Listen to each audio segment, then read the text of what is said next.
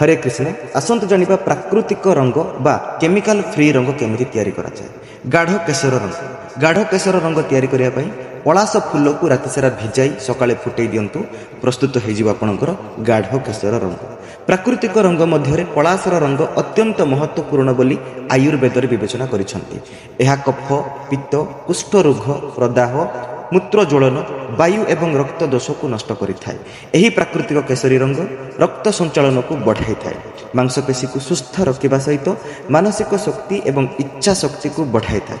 आहुरी मध्य 1 litre पानी रे 1 चुटकी चंदन पाउडर मिसाई केसरी रंग प्रस्तुत करा जाय पारिबो। तापरे सुखिला सबुज रंग को तैयारी करिया पई केवल हेना गुंड को अट्टा सहित मिसाई व्यवहार करा जाय पारिबो। सुखिला हेना द्वारा त्वचा लाल हेबार भय न थाए। एही गुंड को पानी रे मिसाई लगाइबा द्वारा त्वचा लाल हो जिवो अथवा हेबो नाही।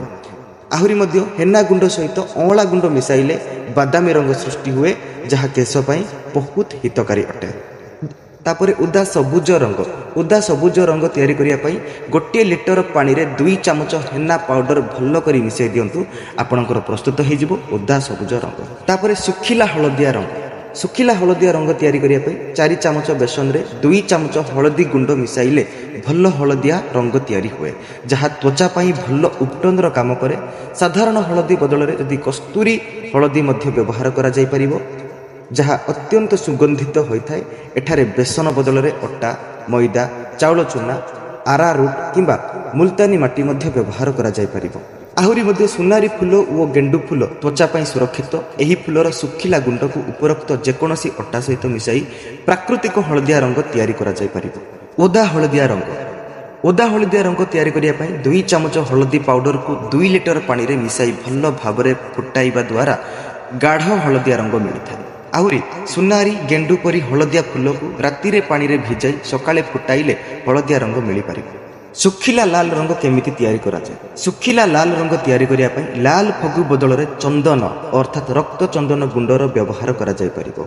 सुखिला लाल मंदार फूलर पाउडर को उभय सुखिला एवं उदा लाल रंग तैयारी करिबारे व्यवहार करा जाय परिबो। उदा लाल रंग केमिति तैयारी करा जाय परिबो।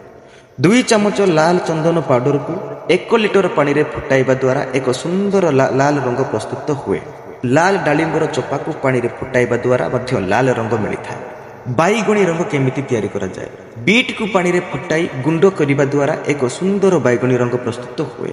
कला रंग केमिति तैयारी करा जाय। अँला पाउडर को एक लुहा पात्र रे राति सारा भिजाइबा द्वारा कला रंग प्रस्तुत हो जाए।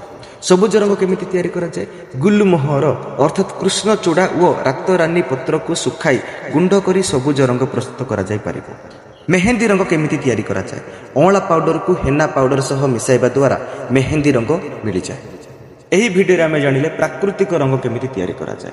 एहीपरि भाबरे ओडिया रे तिथि एवं पर्वपर्वाणी गुड़िक विषय जानिबा पई हमर चैनल को निश्चिंत भाबरे सब्सक्राइब करंतु एवं बेल आइकन को क्लिक करंतु आ वीडियो को लाइक करिके अन्य मानक सहित शेयर कर दियंतु। धन्यवाद।